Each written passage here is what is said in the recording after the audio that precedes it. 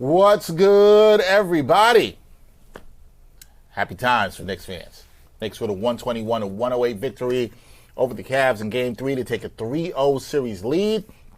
Shout out to everybody joining us in the chat. Dexter, Henry, Bryan, Fonseca, EJ Stewart, a guy from the Orange and Blue Bloods podcast, was rocking us with the watch party. Now we are doing the post-game show. Look, man, I told Bryan earlier, I understand why people were surprised. I understand the up and down season, but at this point right now, sometimes you gotta recognize, quote Common, doesn't take a whole day to recognize sunshine. And right now you're seeing the sunshine. The sunshine is here. It's shining outside. It ain't really shining outside because it's a rainy ass weekend here in New York. I was gonna say day. Maybe this that's ain't the best the weekend analogy. for that. But the point is, it doesn't take a whole day to recognize it's rainy either. You can recognize the weather that's coming on you, whether it's sunshine or rain. You can recognize it. That's right. Crazy. You can recognize the weather that's coming on you. Come on, Don't repeat it. I'm 43 years old, not 2. It's not that serious. Like, come on. Okay. Anyway, you can recognize the weather that's coming on you. Now I said it 3 times. You happy? Come on. Anyway. All right. Look, I'm not surprised anymore. This is another dominant victory for the Knicks. Now it's just a matter of, are they going to not close this out or not? Like, are you confident? Anybody got the balls to bet against them on Monday? I'd love to see that. I'd love to see that. Cavs are favored today, somehow. Somehow. I'll hope to see that if they got a chance to do that. We're going to have Bryan Lewis join us as well, too, to talk about things here on this postgame show. I've seen a lot of energy in the chat. A lot of people feeling good about the Knicks, as you should. What was your major takeaway from this game? Is it how dominant they were again? What was the major takeaway for you? I guess that just for me, it's once again the level of seriousness with which they are taking every game, regardless of the circumstance of the series. Because I think I've said throughout this postseason, which is why it's made it so surprising, like Bryan has talked about, is if you're a Knicks fan or a Knicks hater or just an NBA observer, you all have one thing in common. It is not just the fear or hope, whichever side you're on. It's the expectation that the team will make life harder on itself or that it will come up short. Doesn't matter what side of the fence you're on. You all have the same expectation. And the fact that this team is bucking that expectation in a major way, because there were so many opportunities in this postseason at some point to make life harder on themselves. They got it out of the way after the first 3 games in Atlanta. They've just ended that part of the Knicks arc that happens every single time the Knicks are in any position, regardless of the situation, whether they're in regular season, playoffs, doesn't matter. You always know Knicks are going to make life harder on themselves. Right. So to come into Game 3, again, it's like, well, this is a team that it feels like they're better than, and if they show up with the right attitude, they should win. But will they realize they're up 2-0, we only got to get 1? Like, well, they're not doing that. They don't have that in their DNA, and it's stunning because the Knicks are typically a team that doesn't do that. Mm-hmm. Yeah, that's typically what we've seen. But you know what? Again, sometimes you got to recognize when history is changing. Joining us now, as he does after every game, and I need to know if he's surprised or not, is our guy. He covers the Brooklyn Nets, but is on Knicks coverage for us during this postseason, the one and only Bryan Lewis. Mr. Lewis, how you doing? How you guys doing? Good, man. Despite the weather being gloomy outside, I don't think you can be gloomy if you're a Knicks fan. Although there's some Knicks fan out there that's like, man, they're up 3-0. They're about to blow the next 4 games. I mean, the weather's trash, but the result was good. Damn right about that. Now, Bryan, I said this just now. I don't know if you heard me, and I was quoting Common. It doesn't take a whole day to recognize sunshine. Do you look at this Knicks team as doing something different than what EJ just talked about in terms of they are no longer like what was the old Knicks? We say same old insert team. This usually applies to the Jets, and rightfully so. But this is not the case right here with the Knicks. Do you think this Knicks team has changed by the way they handled their business tonight? Because this is the turning point for me. Of saying, as somebody watching this team, you can no longer say you're surprised about this. There is enough evidence this postseason that you can't be surprised. That was a very salient point you guys are making. For years, we are accustomed to seeing the Knicks either not be talented or talented and occasionally unserious, right? Where you know they are going to end up stubbing their toe in the playoffs. I don't know, maybe a NBA version of the Dallas Cowboys, right? Something like that. But this Knicks team seems to have grown past that. They have grown out of that. And while I still have to, like I said, after the other game, be not jaded and impressed with just how dominant they are and how out of control some of the scorelines get.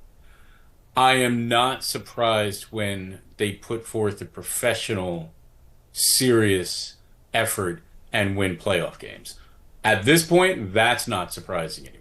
That's just the expectation, which is why, 10 straight? I have fully expected, 48 hours from now, we'll be sitting here talking about 11 straight. I mean, this is what this team looks like at this point. This is what they've matured into. I'm inclined to agree. Tonight, Bryan, they start off. We were watching, and Jeff Johnson was with us the last game. You were talking with him. He said later in postgame he thought it was very important to watch how the Cavs came out in this one.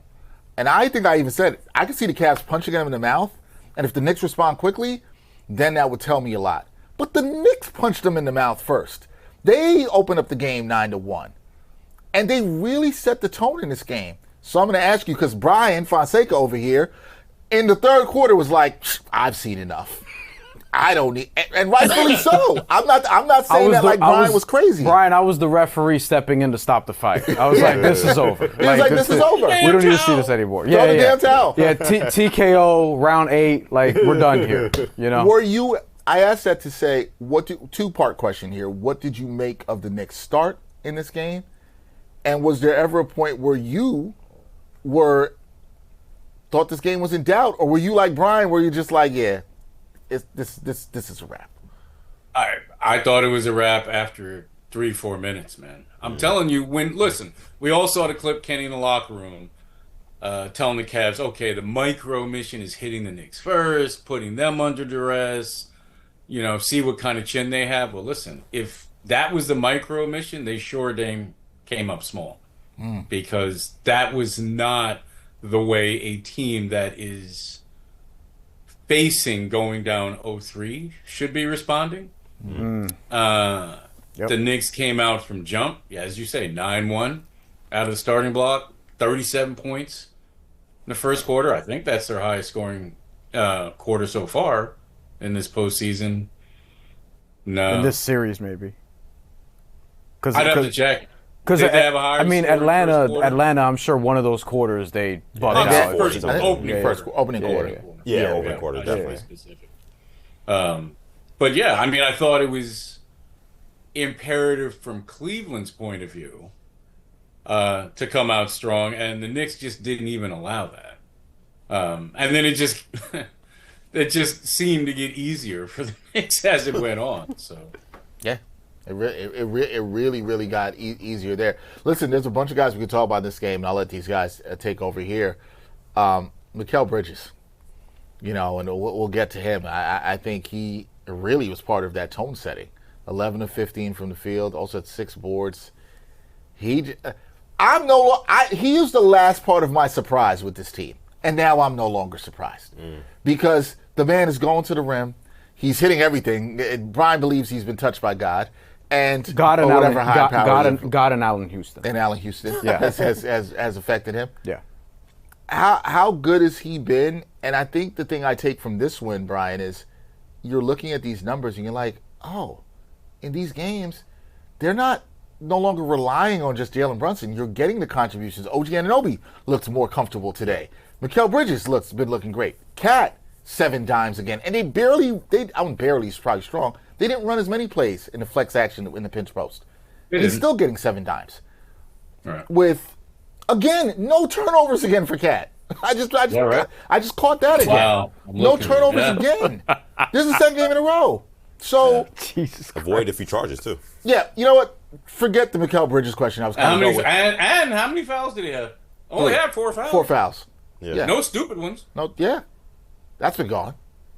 Right, which he is, I'm saying, which he is wont to do on occasion. So that might be the other surprising thing in this postseason. Now I think about it. That might be it too, right there, where Yeah. Mikal Bridges finishing at the rim. How when you watch this game, is this game sort of an embodiment? I guess this is what I'll ask about how well this team is playing together right now. Yes. Particularly where everybody is getting involved and you don't feel like you have to rely on just one person. Yeah, I mean, that was a point that I wanted to touch on. I mean, listen, it's not just what Jalen and Kat are doing versus Harden and Mitchell.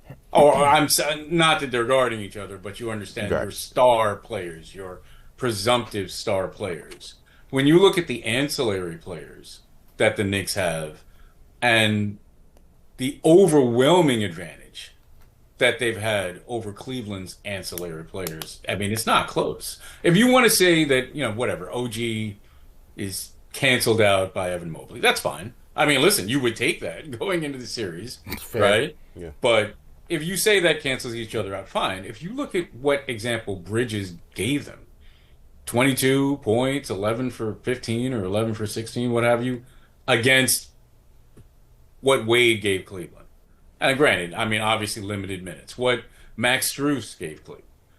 I mean, when you look at and I don't want to call them secondary players and sound like I'm being dismissive, right? Because Hart's a good player. Mikal is a damn good player, right? But when you look at the non-superstars for the Knicks versus the non-stars for Cleveland, it's not close. And that's where you're winning. If you want to call it winning on the margins, that's winning on the margins there. Yeah, they've been doing a great job at that. Bryan, do you think the Knicks are ever going to lose again? Yes. Are you sure about that? Yeah, wait. Yes. Can we qualify? We got to make that question qualified. Do you mean this postseason? Until Summer League. Yes. I just don't think it'll be to these Cavaliers. Right.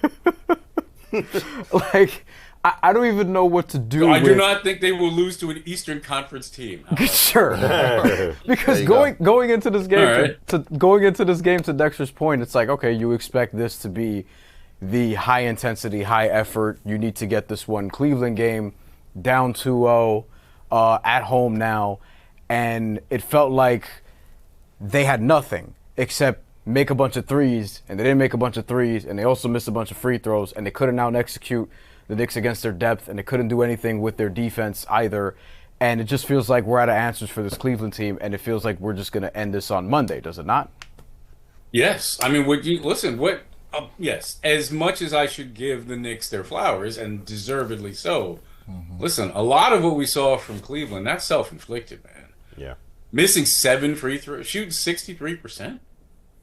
Bad body language, letting the Knicks get behind him. Oh, yeah. I mean, the Knicks already have the best defense in the playoffs, and you're going to let them get you 17-4 on fast breaks? No, they are not showing a lot, these Cavaliers. I would fully expect OKC or San Antonio to show more when you get to that point.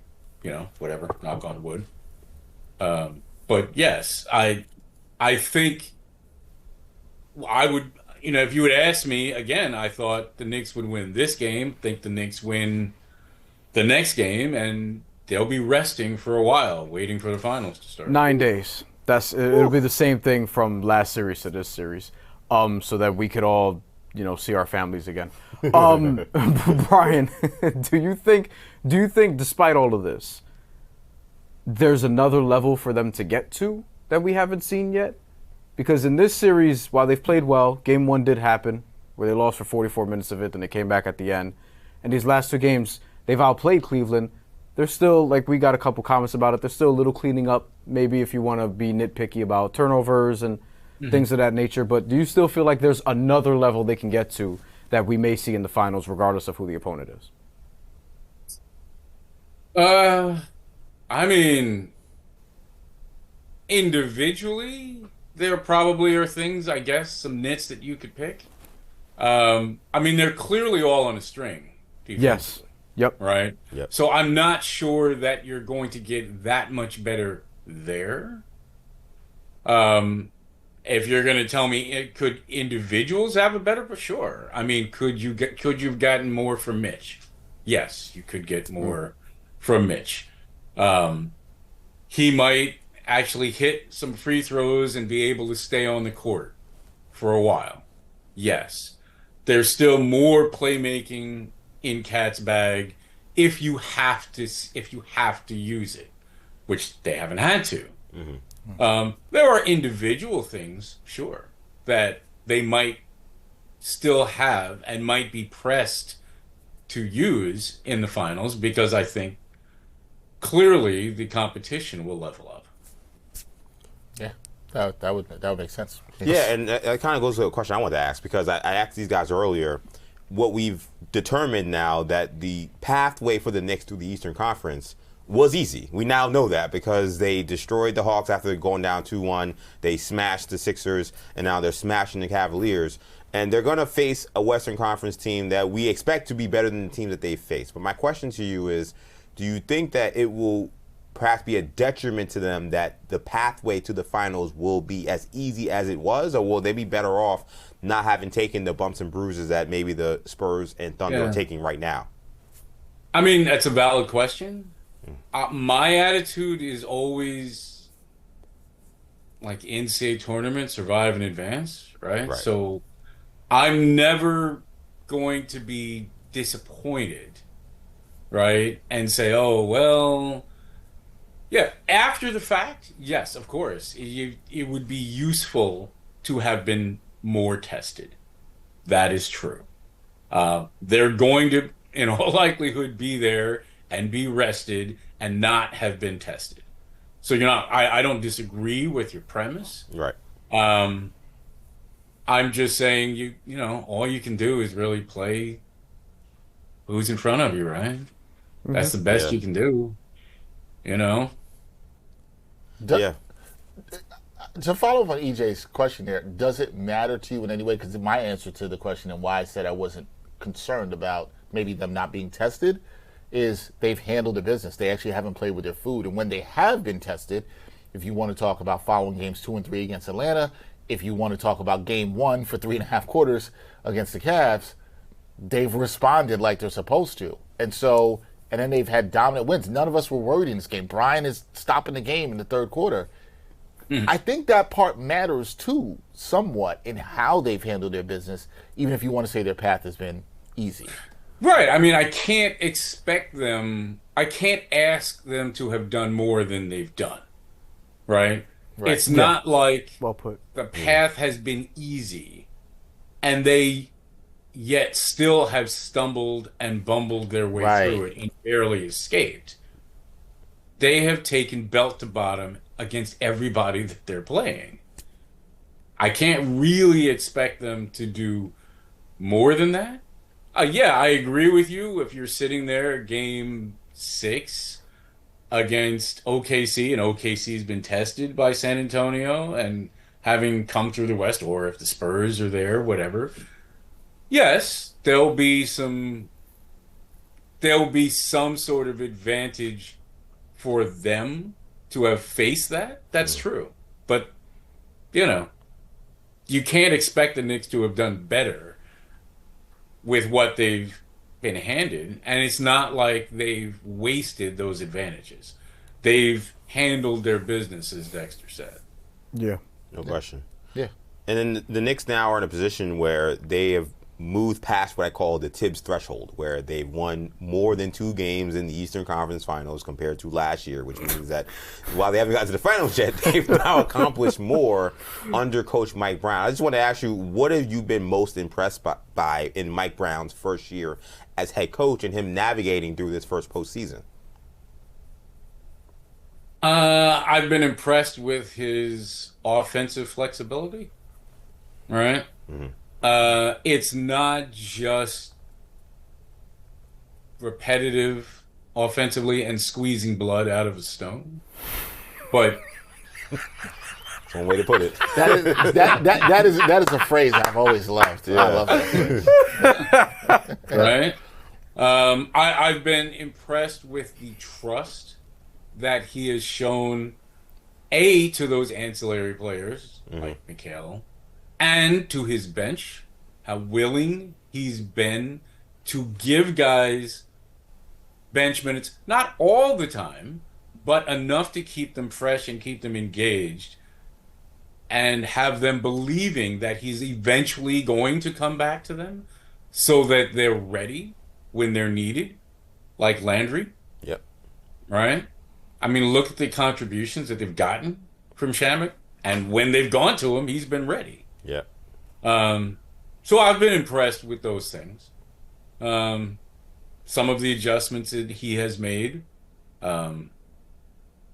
like we talked about, cat at the elbow. Like there are a number of things that he's done that have impressed me. And again, I thought, firing Tibbs the way they did, it was a little bit on the unceremonious side. I'll grant you, but what Mike Brown has done with this team, I do have to confess, he's taken them to a level I personally am not sure that Tibbs would have.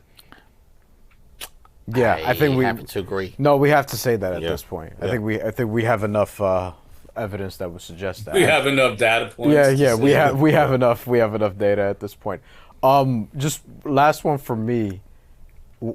Just a Kenny Atkinson temperature check. Like where are we at with him now? MVP of the series. Given that someone said MVP of the series in the comments, given that, I mean, this is happening. Obviously we've talked about covering him in the past during when he was with the Nets, and don't think he's inspired a lot of confidence in this series. And now Cleveland's in a rough spot if they get swept, because it's like you made it to the conference finals finally, but also didn't win a game in the conference finals, blew one. And so far, blew that for yeah, kind of competitive in the other two, but not really. Like you were kind of just hanging around the fringes. And just where are you at with Kenny, Cleveland, how they've done?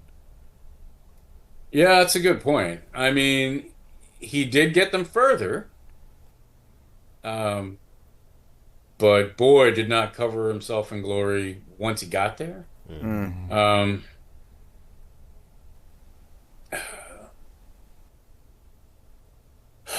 I didn't love. I really, really didn't love their process game one, and they really threw that game away. Right, just to historic, borderline biblical levels. When I say they threw that game away, Biblical levels. it was bad. And as far as the response, I was actually, in some ways, more disappointed with today than I was game two. Great point. I think I agree with that. They actually. have been a good home team. Right? They have performed very well in Cleveland. Donovan looked healthy-ish. Yeah. Certainly compared to what he was in game two. Yep. So at least I could chalk game two up and say, listen, man, your best player by a margin is clearly hobbling around on the court.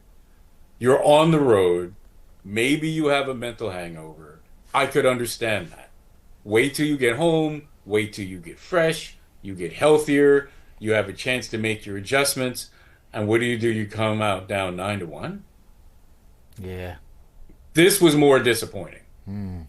This was more disappointing. Now, that being said, I have no idea what his relationship is with Donovan. I have no idea what Donovan's opinions are about, the future of the organization. Yep. Extension eligible this summer. Yeah. Right. So this is what I'm saying. I mean, Kenny has been in a situation, as you well know, where he did not get the backing of stars. Yep. Right? Yeah. But maybe he gets the backing now. I don't know. I'm not in their locker room and I'm not around their team to know. But it will make interesting watching. It will be fascinating to see it play out over summer. Yeah. It will be. Bryan, you just mentioned about Cleveland and how good they are at home, or had been at home. to Had tonight. been. Had been. And I do agree that tonight's loss is definitely more disappointing game 2. And we were talking at the end of this game how it looked like they definitely, you could see the point where they quit, where they just were like, no mas. Yes. They don't want any more of this, right? Yes. But are we, and I'm putting all of us collectively in the media, all 4 of us here, are we not talking enough about how well the Knicks have actually played on the road through this playoff run? They're 5-1 now. They have some dominant wins on the road, and they've been a really good road team. There's no road environment that has overwhelmed them. Because they have a lot of their own fans at these road games. When the Knicks fans are traveling, right. The Knicks fans turned Philly into Manhattan. They did, right? Yeah. That was different, but there were Knicks fans there today. Yeah. Yeah. We had our own Stephen Bondi, our Knicks beat reporter. He had tweeted maybe about 10, 12 minutes before tip-off that they broke out a very loud "Let's Go Knicks" chant.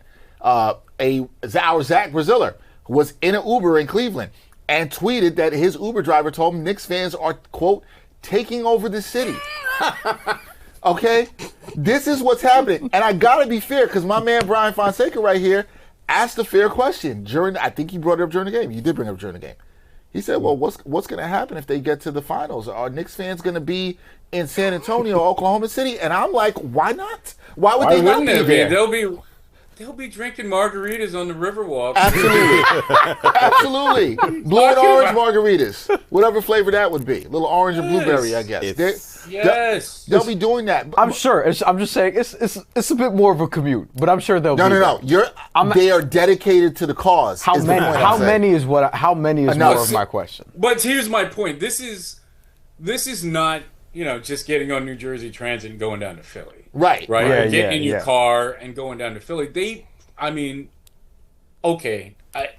The people that were there probably are not, transplanted New Yorkers that just happen to be working in Cleveland or working in Columbus. I assume they got on a plane and flew out there. If you're going to fly there, why not fly to San Antonio? That's what I'm saying. I believe the dedication to the cause is real.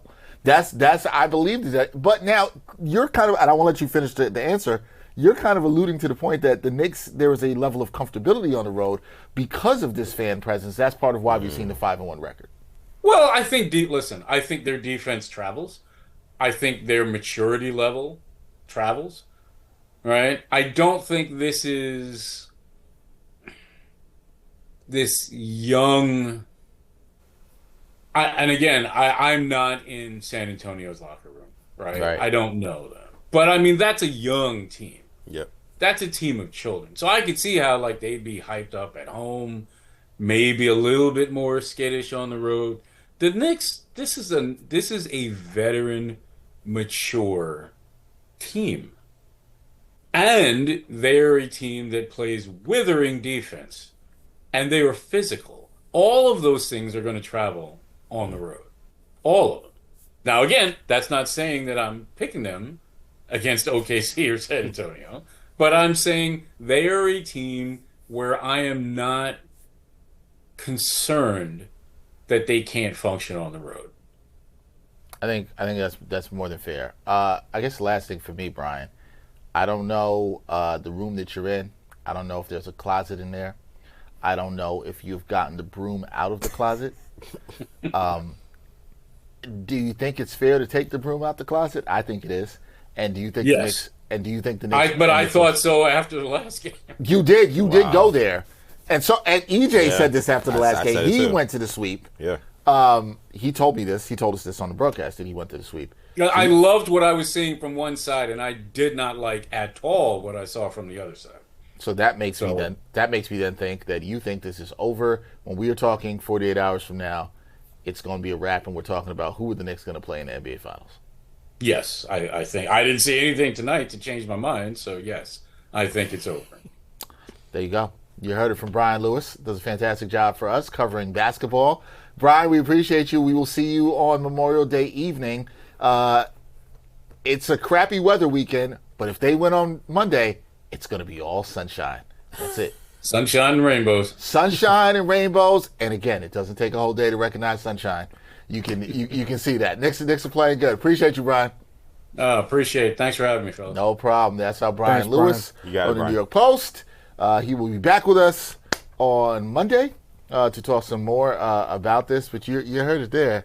I think this is a wrap. I would tell people who are watching, you can't see this in the shop, but the broom is right next to me. I kept the broom close. I kept the broom right next to me. I'm not gonna bring it out. Brian's looking at me like, "Are you gonna bring it out? Are you gonna start sweeping?" Touch it? What? I'm just gonna Really? Just gonna You're let not it- even gonna tease the people watching this? Nah. The many people watching this Nah. program? No. No. It's let's keep the vibes good and going. We don't got to jump the gun. EJ predicted sweep. I did. Bryan was on that too from last game. He was like, "Yeah, I can see this." I agree with him though. There's no.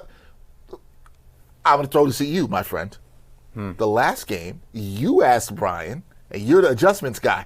You didn't ask one question today about adjustments, because you know what that tells me? You don't think there are any adjustments. I told you. I almost said third round because we made the boxing analogy earlier. But third quarter, I was like, all right, what do y'all want to talk about? Like, because we're like, what do you want me to say? Like, again, I don't know if they're gonna lose again. You know what I mean? Like, the Cavs can't make a three. The Knicks are playing as well as I've seen them play since ever, basically, as somebody who didn't really see them in the 90s. Like, they're going to the finals. I'd be stunned if they don't win Monday. I'd be stunned, frankly, if they don't win at least 2 games in the finals at this point. Like, That's fair. I'd be stunned if they don't push that series to at least 6 or 7. I think they could outright win it, but I've been said that. I have a bet on them to win the championship. So, yeah, I mean, this team is legit. We know that.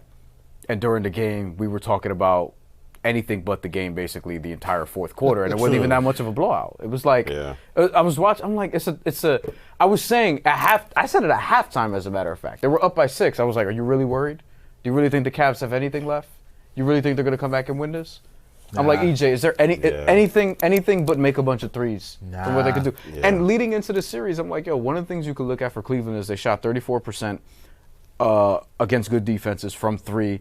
Maybe that'll uptick in this series finally, because they have been missing open threes, and they just keep missing open threes. And on top of that, they're getting outplayed. On top of that is points in the paint. On top of that, it's you're not making your free throws. On top of that is you're getting out executed, because the Knicks are just better. Like, we all picked them to win the series. I didn't think it was going to be a sweep, and it's not yet technically. But at this point, I'd be surprised if it isn't. It's fair. Yeah, and it's like what I asked earlier during the game. Like, it's do the Cavs feel like the team that is the not in our house kind of team, or they feel like a 1-2-3 Cancun? I watched that last possession before that final Kenny Atkinson timeout, where Jalen Brunson just walked through guys like it was a natural walkthrough, and just laid it up, and a guy on the Cavs didn't move, and there was no whistle, there was no nothing. They just stopped playing. It's like it was almost as if, like, at the end of the game, when you know the guy's not going to shoot the ball because they don't want to run up the score, so you expect them to run the clock out. Except there was 2 minutes left in the game, so like there was no basketball to be played. Right. And that's how they were guarding Jalen Brunson. Jalen Brunson's like, oh, okay, I'm just going to lay it up. I'm like, this is not. They're not that team. There are other teams. If this was the Pistons, I wouldn't be running to say it was a sweep. I maybe in like a braggadocious, confident, well, oh yeah, we're gonna sweep these guys. But like, no, the Pistons are a team of pride. Like, they play hard. Like, the Cavs are not that. They're not. That's not their MO. Yeah. I'd be stunned if they swept them, but we'll never know. I just want to get to one comment before we get to Mike Brown. Rando777. There's 3 7s there. 3-9. Honestly, though, I cannot believe this run, 10-game winning streak going so crazy. The media is saying this is the easiest path after picking the other team every series. That's a great line. I don't know which media members did that, to be fair. Like, I don't know. But what I'll say about the path is it the most difficult path of all time? No. But I don't care. And the reason why I don't care is because of what I've seen them do, in terms of what Dexter keeps saying, is not playing with their food. Right. And what Bryan said and all the things we've talked about. It's not like it's not like the Hawks' 2 wins against the Knicks in round 1. You know what I mean? They're not winning the games in that way, where it's like they're just coming up big at the end of it. You know, what I'm seeing is legitimate. it's a mixture of playing really well in the fourth quarter and also just blowing teams out, kind of like Indiana last year. You know, Indiana had games where they would just stomp on teams, and they had other games where they would come back with their heroics. And it's like at some point, you're just like, you throw your hands up and you're like, this team is a contender, could win the title legit, and they pushed OKC to 7, and then we know what happened there. So this is, I think, a different version of that, but it feels very much like that, where it's like, whoever they haven't beat the respect out of by now, they should. And I don't really care that the path isn't the hardest, that they avoided Detroit, that they avoided Boston. Do I think those teams would have been more competitive against them? Yes. I don't think they would have swept those teams. But I don't care because of the way that they're getting their business taken care of, because of the way that they're beating Cleveland, because of the way that they're beating Philly. Like, they have the rest advantage. They earned it. And they're not playing around with it. Like, everything that they're doing, they've earned. So to me, that's the most important thing in all this. I couldn't agree more. Yeah. I don't think it matters.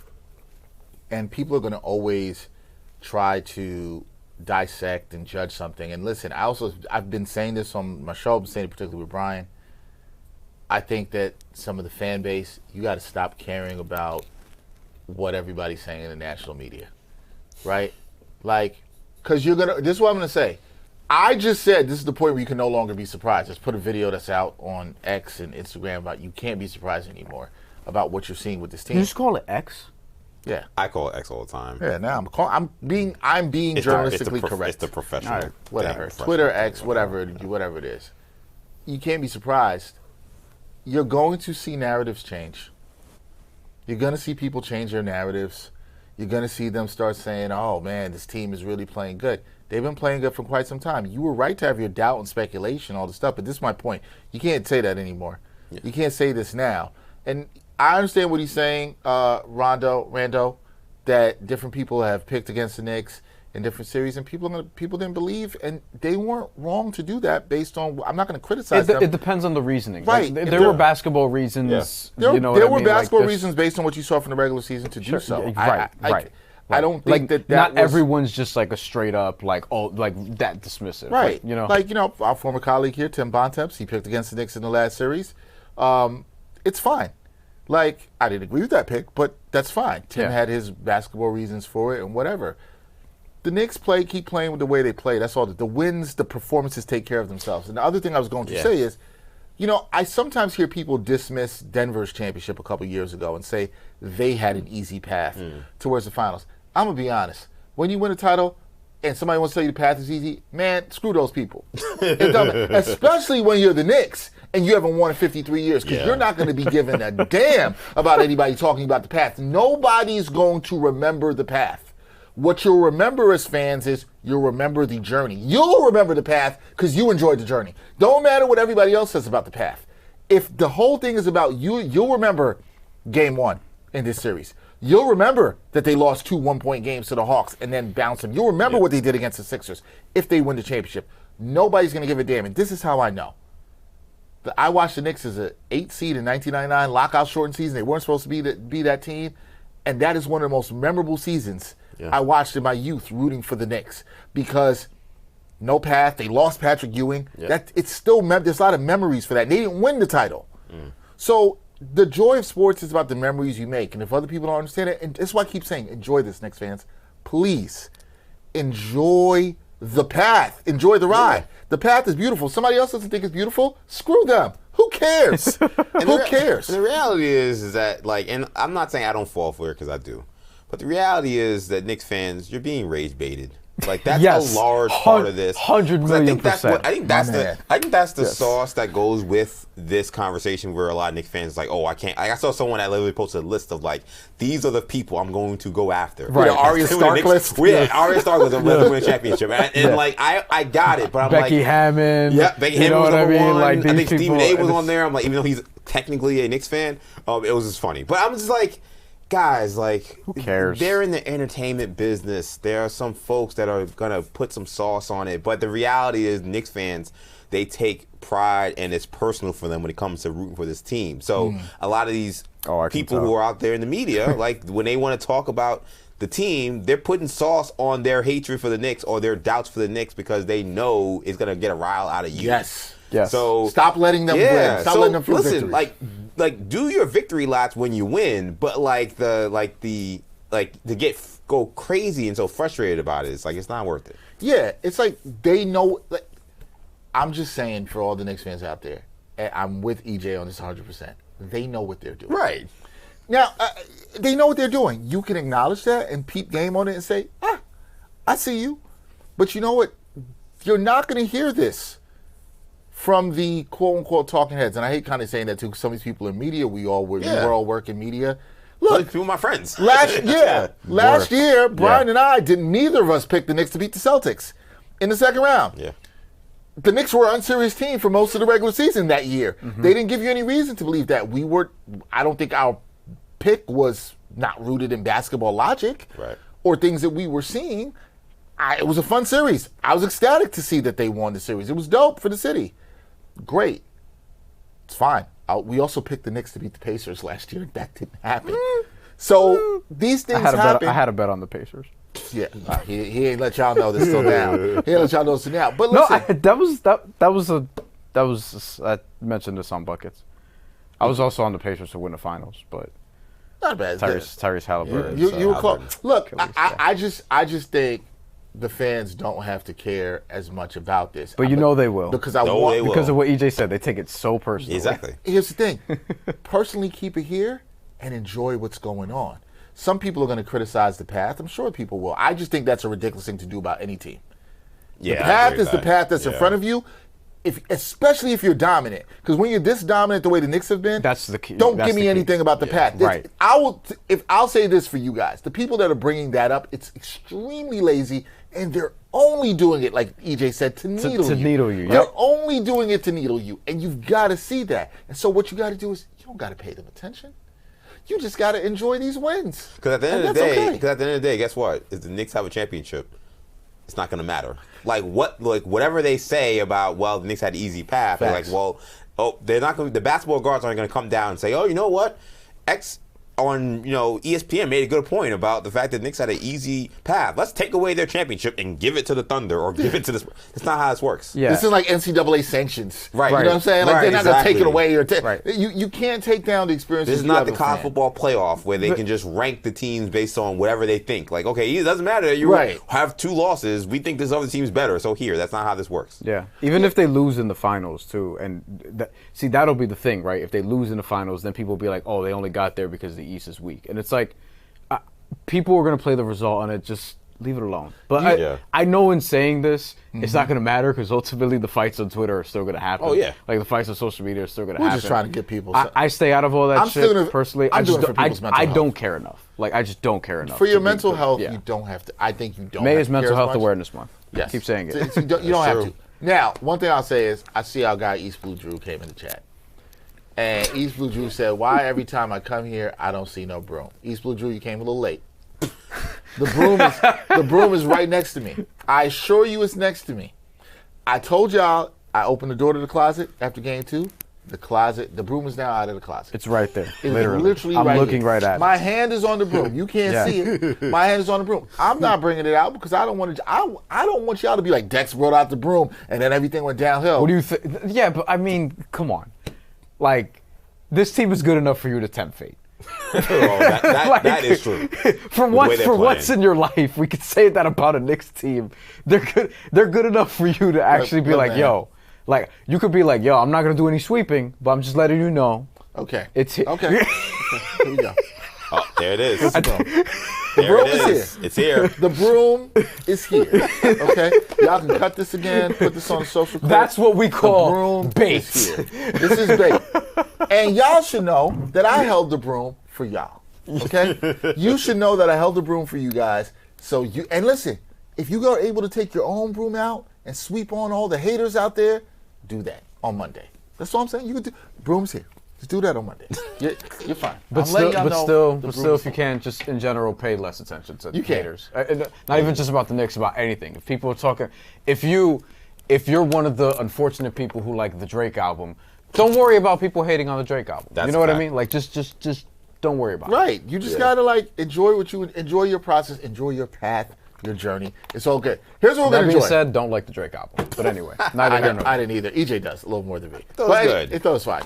I'm not a huge Drake fan, but that was good. Let's take a listen to what Mike Brown had to say, because we're intrigued to see what he said post game after he is now. Did you call it the Tibbs threshold? He passed the Tibbs I threshold. like that, the Tibbs threshold. He passed it. He's passed it. Tibbs had them 2 wins away. He now has them 1 win away. Obviously, the end goal he has to get to the finals, but Mike Brown looks well on his way there. He'll do that. And he is a man who is probably like, man, I just kind of wanted for him to tell y'all. Mike Brown's he the ain't gonna person do it, that but- needs the I told y'all so. More than anybody, More than anybody in the NBA. Oh my Seriously. God, he needs the I told you so. Yeah. I heard so many things this year about he's not a good coach and all this other stuff. You heard it in the playoffs. We're in the playoffs. People Yeah. are coming in the I'm chat. saying it. I would like to know if you were here criticizing Mike Brown not being. You said he wasn't a good coach. Knicks need to change the coach after games 2 or 3 against Atlanta. Where you at? You were popping in the Knicks film school, and then I remember somebody was in the comments like, "Oh, this guy again with the players have agency shit," and then they haven't lost since then. Because I think that was literally after like game 2. It was after game 3. 2. I was on. No, it's after game, game after 2 game of 2. the. Yeah, and yeah. I said that, and I was on with Macri. And here's the thing. Because everybody was killing Mike Brown. Guess who did it? The players. Yeah. Because they do have agency. I was saying it, good or bad. This is it's the same for the damn Cavs. This is what it is. But that's it. Hit the like button, hit the subscribe button. Keep the comments going in the chat and questions. We will answer your questions on here. We see you guys in here. But let's hear what Mike Brown had to say about this Knicks victory. Did tonight.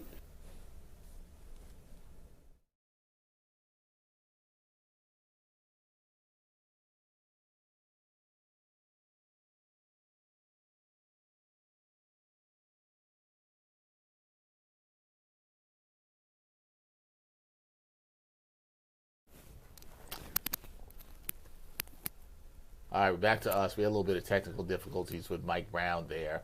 We'll see if we can get him restarted up there. But we'll hear from Mike Brown and what he had to say. Now, Rasta in the city, I see you. Blame the league website. Rasta told me, don't do it, Dex. Don't bring out the broom. Rasta, you were the one last series. Tell us the broom after game 2. I think you said 5. Did you say Rasta? Did you He did say 5 this series? So did I. Rasta was with me on the same page. He did say 5 on that. So, yeah. Look, Warren France Sports Network. I agree. Knicks have lost 2 games by 2 points this playoff run. Yeah. It's actually insane what we're watching. It is. It is insane. You know what? And Duncan Stewart said to the young viewers, some teams go to 7 games, right? I know, right? 7? A lot of people, if you're a young Knicks fan, good for you. If you're like a 7, if you were like when I started watching Knicks at 7 years old or whatever, you're like, 7-game series? What is that? What is that? Yeah. We sweep these teams out here. Like, that is a different world that you're living in here. And maybe I got to wear my different world shirt. I got to wear a different world shirt on. I had a young caller Yeah. fan when I was on last week he was just like, so like, you know, what's going to happen? Like, are the Knicks just going to just, like, I think at that point they were still playing Philly, so it was 2 weeks ago. It's like, so are they just like, they're just going to just kill Philly again, or they're going to just sweep them tomorrow? And I'm like, probably. Like, I don't know what to tell you. Like, I don't like. That's where I'm at, Like, too. I know you're a young fan, so like you never had this before. This is your first go around. Like, you're really lucky, young man, because like this is not what I'm used to. But Right. yeah, this is what they are now. Like, they're a super team. I'm surprised these shows that we do are as long as they are, because at some point I'm just like, I don't know how to put this into words anymore. And I write. Like, I put stuff into words for a living. But I think the beauty of what we are able to do now and talking about these shows and these post-game shows is we are actually trying to articulate in real time with the fans How we're reacting reacting to it. And I think it's collective for everyone. I think the beat reporters, and I haven't talked to Stephan Bondi in a couple of days, but I think everybody's having the same thing. But you heard it from Brian Lewis, somebody who covers the NBA, even though he covers the Nets. He's like, you can't be surprised by this anymore. This is real and it's dominant, like we just heard in the chat. This is dominant play. And, East Blue Drew's out here using the dynasty word here. Yeah, he's been saying that. East Blue Drew. Gotta get one first. Drive slow, homie. Drive slow. We are going to hear from Mike Brown. I believe we have You missed that guy, don't you? Oh, that guy at that time, in that era? First few minutes. Here's Mike of the Brown. game. We got a lot of great contributions from our guys. You know, Josh was the connector that he was. 9 rebounds, 5 assists, 4 steals. OG was fantastic. He hit some timely buckets for us. Play after play after play after play. He had 21. He was really, really good. 7 rebounds, and you know he did a pretty good job of trying to keep Allen off the glass. That's who he matched up with. Cat, I mean, he was our hub offensively. 7 assists, zero turnovers. He was really good for us offensively and defensively. You know, the 3 steals, but his ability to fire back in the pick and roll situation was really good. Mikal, I mean, man, he just got to his spots. Mikal got to his spots all night. He hit big shot after big shot. And on top of that, he had 6 rebounds, and then trying to defend James, you know, well, Hall of Famer without fouling him. This really good ball game from Mikal. Jalen, he's MVP. He's an MVP candidate. He's supposed to do what he did tonight. He's got to go score it, or he's got to command a double team and make the game easier for everybody else. Our bench, everybody that came on the floor, they played great minutes for us, but I got to take my hat off to Landry. You know, we put him on the floor in Josh's spot. They're paying a lot of attention to Jalen. Somebody's going to be open if the floor is spaced, and we're getting off the ball in a timely manner. And literally, because of the way they're playing D, we're just playing conceptually. We're really trying to play fast, trying to space the floor the right way, trying to touch the paint, trying to make quick decisions with the basketball. So our guys are just doing a great job playing out of our concepts, especially when they're blitzing, soft blitzing, kind of zoning up, and doing different things defensively. But Landry was huge. And then, you know, on the other end of the floor, he's got to match up with a guy like Donovan Mitchell, which is a tough cover for anybody. And you're not going to stop him, but you got to work your tail off. And Landry's trying to work. You know, 2 things happened in the second half. I thought throughout the whole game, I thought we did a good job of trying to play fast. We want to play fast against these guys at every opportunity we can get. We don't want to go against their set defense all the time, so we got to keep trying to play fast. And then our guys did a better job in the second half of trying to defend without fouling. They tried to show their hands and lead with their chests, and we got to continue to do that in Game 4. Mike, with Mikal, he has been so good getting out on the break for you guys consistently, but he's also so present defensively. Yeah. That's kind of a tough balance to weigh for a lot of players. What's allowing him to be able to get those leak outs, get so many fast break points while also staying so present on the defensive end? His feel is unbelievable. He's just got a good feel. He's doing that on his own. He's picking and choosing when to go, just like he's picking and choosing when to look for his shot when we call his number. We need him to continue to do that. You know, I told him and OG, because I don't call a ton of play calls, you guys got to find different ways to impose your will on the game. And they're both doing a phenomenal job of imposing their will on the game. Mike, if I'm correct, that's 10 in a row now for you guys in the playoffs, and of those 10, only one has been a single-digit win. You've won all these by 10, 20, 30. There's a 50-point win in there. When you look at the path that you guys have had, do you feel like did you expect it to be, I don't want to characterize it as easy because I know it's not easy, but does it feel like it's kind of been, you know, a little bit on the easier end? No, not at all. This is hard. We're playing good teams. I've said this before. We're playing a team right now that has 4 NBA All-Stars and 2 of the best shooters in the league on top of those 4 NBA All-Stars, and they have a fantastic coach in Kenny Atkinson. There's nothing easy about this. I got to give our guys credit, though. Our guys are trying to stay locked in and focus on the details and I got to give my staff credit. My staff has been fantastic.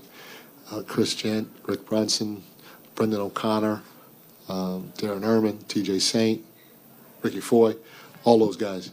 They've been freaking awesome.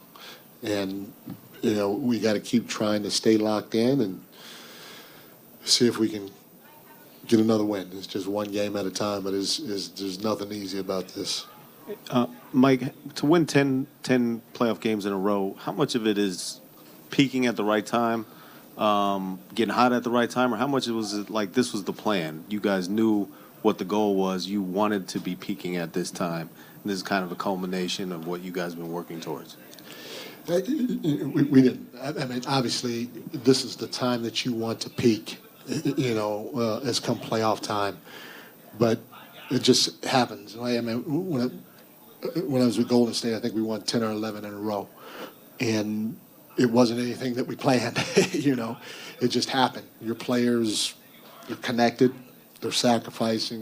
They're doing the things I always talk about. They're holding each other accountable. They're believing in the process in each other, and they're playing with a competitive spirit that's unmatched. And, if you do those things while, focusing on the detail and communicating and bringing energy and effort, you have a chance to string some games together. But when you're in the playoffs, it's about trying to peak at the right time.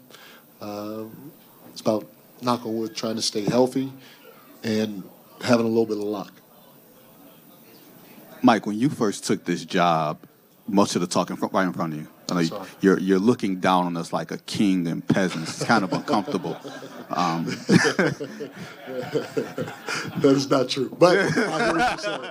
But hey, you got to speak to Cleveland about this. This their setup. Yeah. Somebody up there used to work in Cleveland twice. I don't know about that.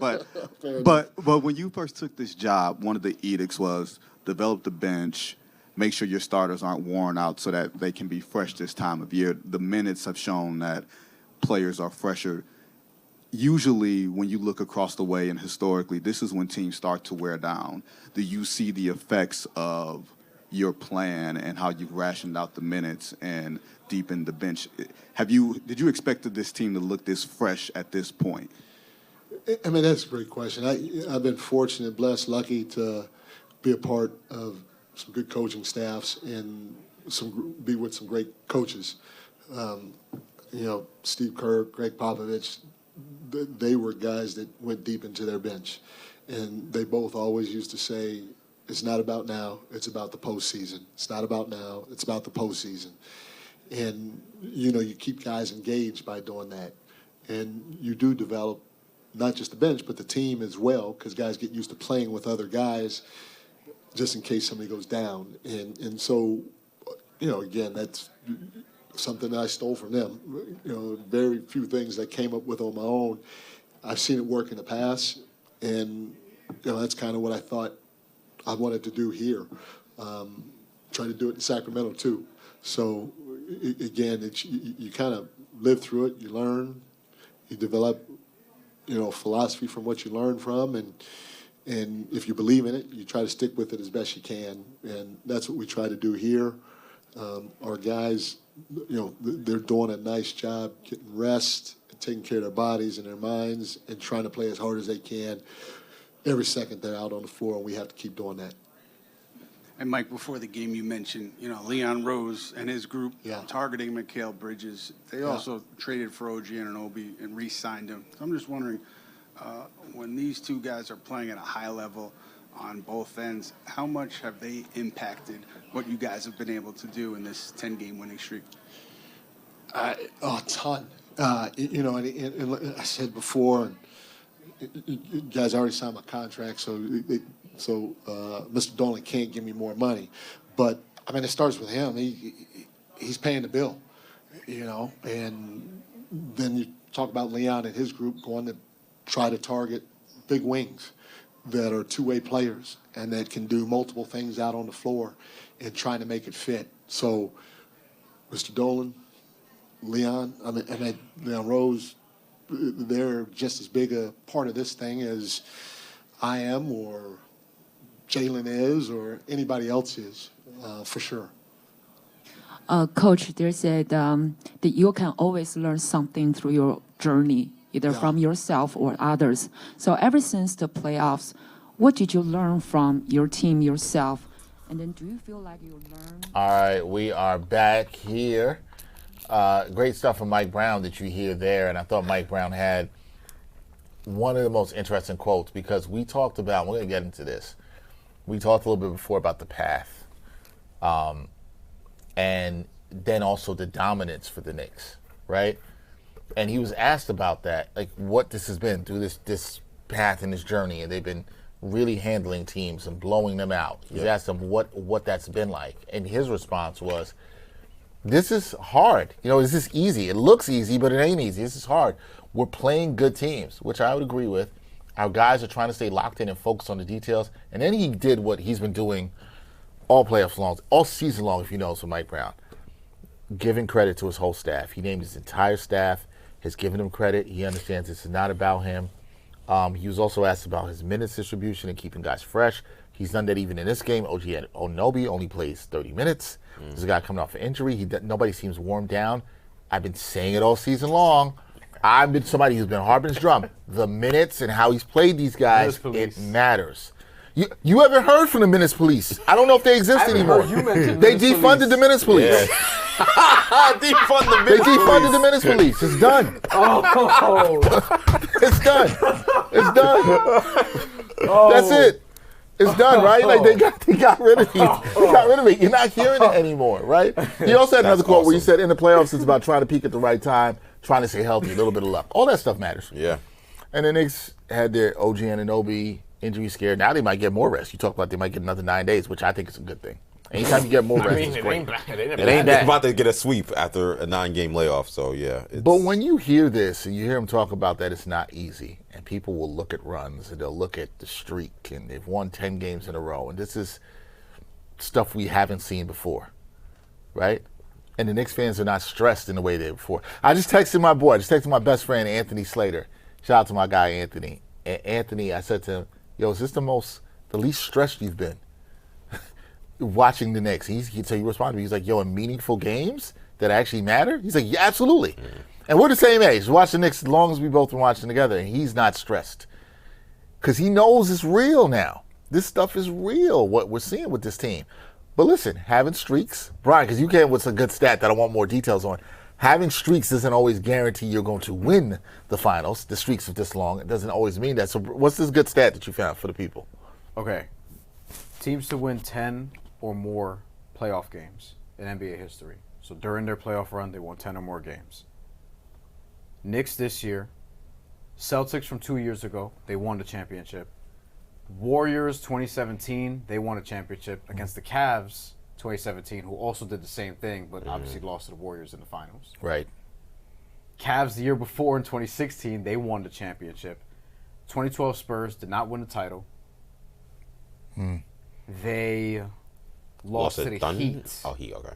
If I'm not mistaken. Or no, they didn't get there. They lost to the Thunder. They had a 2-0 lead, and then the Thunder won 4 straight. They lost to the Thunder, so they didn't get to the finals. In the conference finals. So they won. They swept the first 2 rounds and won the first 2 games. And then the Heat beat the Thunder, and the Heat beat them the next year, and then they got their title. So Spurs didn't make it to the finals.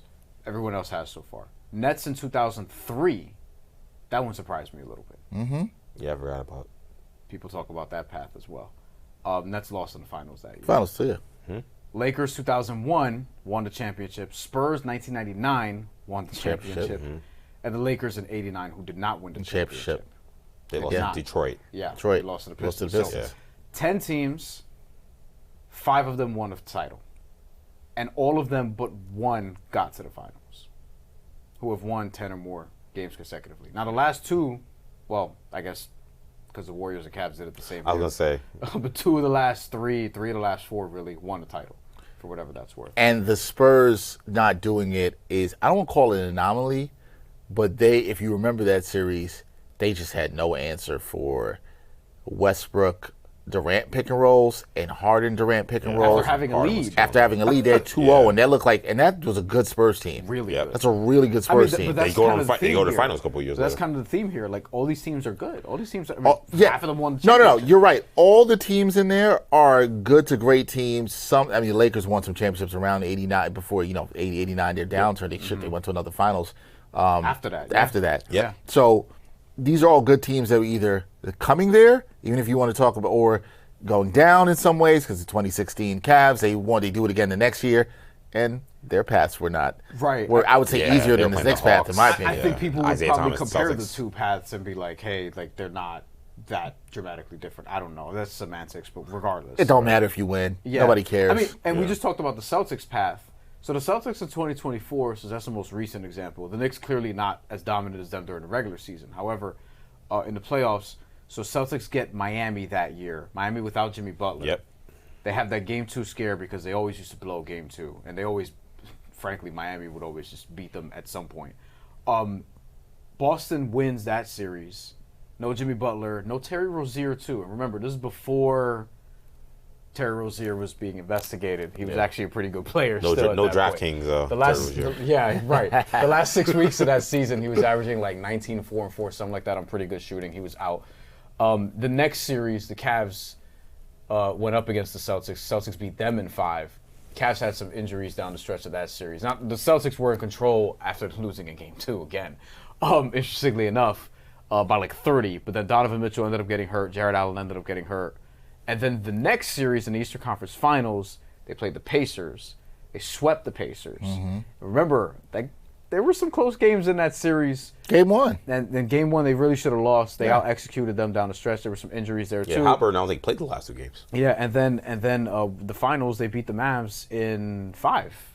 In 5, and that was a go-home-ass performance from Dallas at the end of that one. And Boston really dominated that series, basically, for the most part. So there's some injury stuff there. There's some injury stuff here. There's going to be injury stuff in every run. Yeah. You know what I mean? Like, it just is what it is. More injury stuff in that Celtics run. But they didn't even have a series go to 6. Like, all of these teams, more to the point, were just dominant during the playoffs at some point. So, statistically, we're just getting more numbers about, like, this point differential. This is one of the most dominant playoff runs that we've seen in recent years. We've seen from the Knicks. Listen, look, I think there's a good comment here from Ross in the city. He said Knicks did not pick the easy way out. If Boston was that good, they lost to the same team. The Knicks beat the Sixers. If Detroit were that good, why did they lose to Cleveland? Keep on disappearing them. New York Knicks. Look, he's right about this. They didn't pick their. It's not picking your easy way out. Not like they were like, hey, this is easier for us. We're going to pick this way. They took the path that was in front of them. The teams that people had elevated didn't do what they were supposed to do. All I can tell you is the Knicks have done what they're supposed to do. And in fact, the other teams in the Eastern Conference did try to pick their paths, right? We saw Atlanta say we want to play the Knicks, and other teams. So the whole and the Knicks have never played this game. They didn't play the game on the Tibbs. They didn't play the game this year under Mike Brown either. Where they didn't really care about who they faced. So you can't really do the whole Knicks pathway is easier. They got lucky. Like I always hate that narrative. I think it only matters if you want to make a case for why you're picking a team for a championship. Like I did not think the Patriots were going to win Super Bowl because I thought that their schedule was easy and I thought that their pathway to the championship was easy. But that's about you making an actual football or basketball or sports opinion. I think to say you're going to downgrade the accomplishment, I'm not going to take away the Patriots winning an AFC championship. It's a great accomplishment. Like, they beat the teams they were supposed to. Other teams didn't take care of business. And at the end of the day, I think with the Knicks as well is we got to also understand those other teams also clearly weren't that good. Like, if the Celtics were as good as everyone kept saying they were, they would not have lost a Sixers team playing 6 guys. If the Pistons were the bad boys of the new millennium, like everyone kept saying that they were, I guess the second new millennium, because I guess they had the Rasheed team. But, like, if they were that team, they're not losing to this Cavs team. I saw just quit against the New York Knicks. Right. The reality is those teams, I don't want to say they were overrated because they had great regular seasons, but, like, they clearly had a lot of flaws I think people were willing to overlook. And with the Knicks, because it's never easy, you never get a favorable look, I think we harped so much on what their flaws were and why they weren't going to get it done. Well, we didn't talk about that Detroit had serious issues with the lack of scoring and shooting. Mm-hmm. And Boston, in terms of there's a philosophical conversation about, like, do you actually hurt your team's chances of playing? Do you basically lower your team's floor by how they play? Because when they struggle from three, they can lose to anybody. So, we focus so much. Well, the Celtics have had these rings, and they have these stars, and they're the darlings of the league. And because of that, and same thing with the Pistons, like just the respect for the organization and respect for the come up, and everybody loves Kate Cunningham, but like we kind of glossed over their warts. And with the Knicks, it was only the conversation about their warts. It wasn't about what they did well or what they could do to other teams and what their strengths were. And now here we are. I don't want to hear about the path. Those other teams weren't that good. They lost the teams that the Knicks dominated. So clearly they were not that good. Yeah. You could also, again, it doesn't take a whole day to recognize sunshine. You can recognize that the team is actually good. There was another comment I wanted to get to here that we had. Hold on, let me just find it again. Me Adams, 1558, said, I'll be honest. Hiring Tibbs cost us a dynastic run. People will say he helped the team become who they are. That's a team. But if you look at his past stops, he's not built for the modern NBA. Wow. That's a take. And I'm like known to be an anti-Tibbs person, even though I don't feel like I am. But I guess I land on that side. Yeah. That feels harsh. Like, I think he should have been fired. I probably would have fired him two or three different times during his time as a Knicks head coach. Mm-hmm. But I do feel like he instills habits for a team in terms of work ethic, how to be a pro, how to prepare, that I think are why the team is so professional now. Like I don't want to just like say that he didn't have any part of this. Do I think he was getting in the way of them reaching the ultimate goal? Yes, but there are steps to get there, and I don't know if Mike Brown takes his team from 5 years ago. I actually don't think they get here, to be honest. Because what we've seen from Mike Brown teams is they tune him out after a while. Like they kind of like he's such a nice guy, and because he doesn't really get after guys, eventually they kind of feel that they can push him around, and that is how his runs have ended. Whether in both Cleveland stints and definitely the Sacramento stint. Tibbs, no one's running over Tibbs. So, like, I think in some ways, Tibbs was right for when the Knicks got him. I agree. And Mike Brown is right for where they got him right now. I agree. Sometimes that can be true. Sometimes you have the perfect coach at the perfect time for that. And it's funny, they got a response here from Slow Runner to me, Adams 55. He said, Tibbs created the winning culture. He's a great coach, but he never trusted his bench or his coaching staff. I do think two of those points are true. I want to make one quick point about that. Yes. And I'm sorry if I'm like no, you're good, man. But like when you mentioned earlier about how much Mike Brown talks about the assistants, I really love that he does that because there's so many. I'm a Knicks fan, so I'm crazy. I remember every single thing that happens with this team. There's so many narratives that get lost and forgotten. We always talk about how crazy the coaching search was, and like, the coaching search was so stupid or whatever. Forget about that.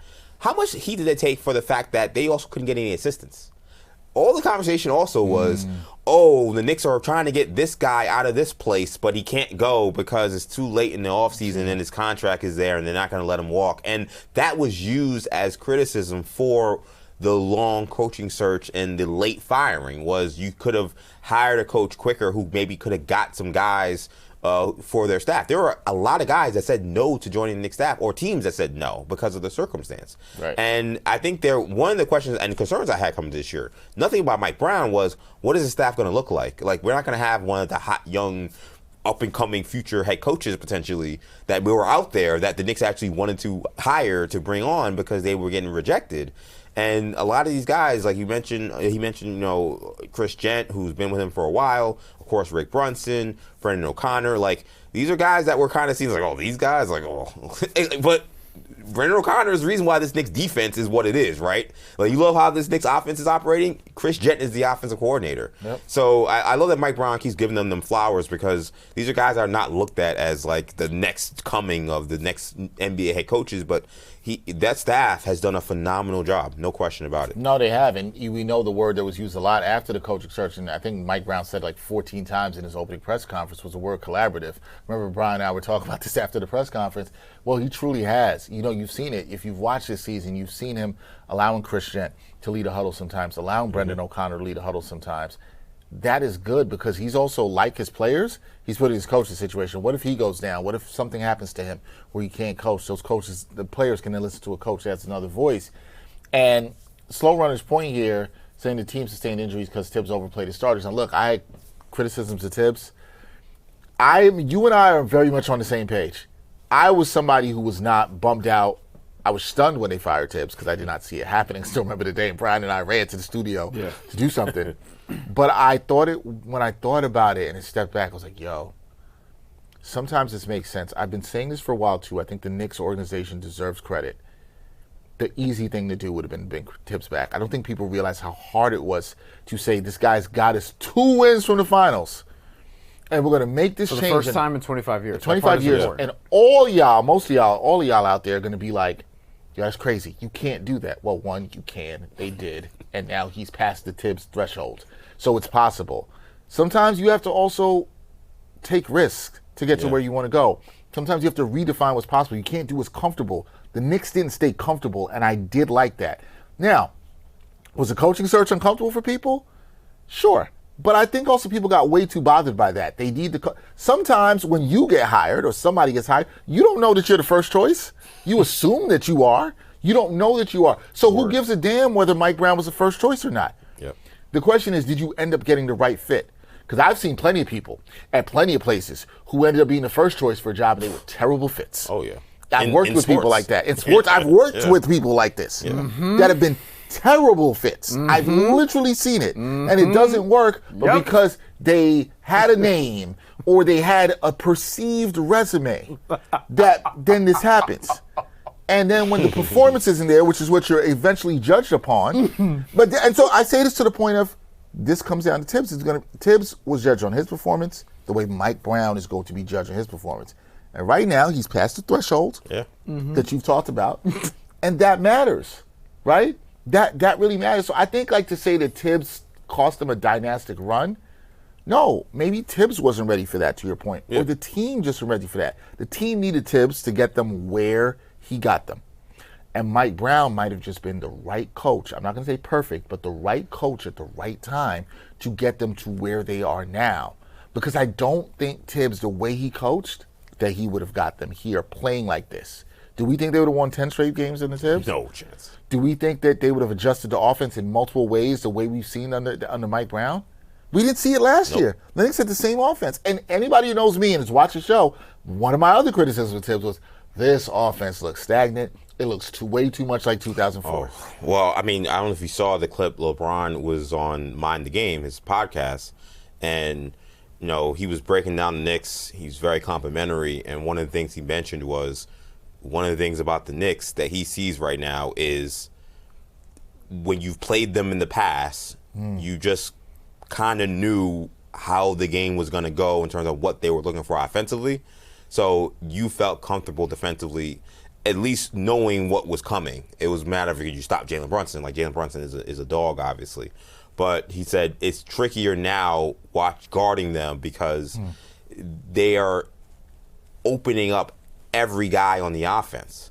And other guys are getting involved. And they're opening up Jalen Brunson more because he's getting opportunities to play off the ball.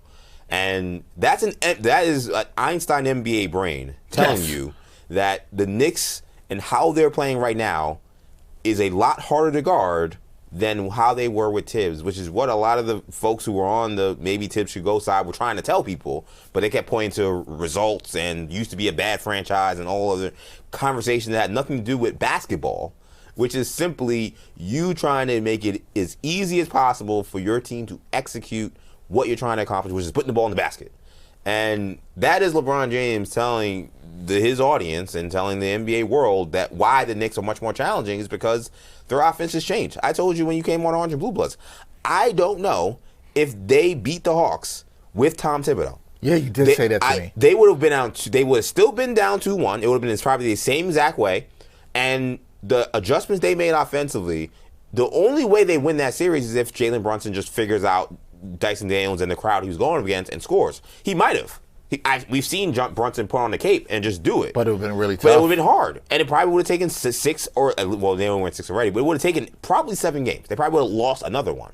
There's no guarantee they even get out of the first round with Tom Thibodeau. Just because of the adjustments they made was why this series became so easy. Tibbs would have never made those adjustments. He never changes the offense. But you got to trust that the basketball people around the Knicks saw this. Right, exactly. That they looked at the tape, they looked at the data, and I think for a lot of people acted like they just fired him out of nowhere. And it's like, no, this front office, and got to give credit to Leon Rose and Worldwide West and everybody else, they've made good decisions with this basketball team.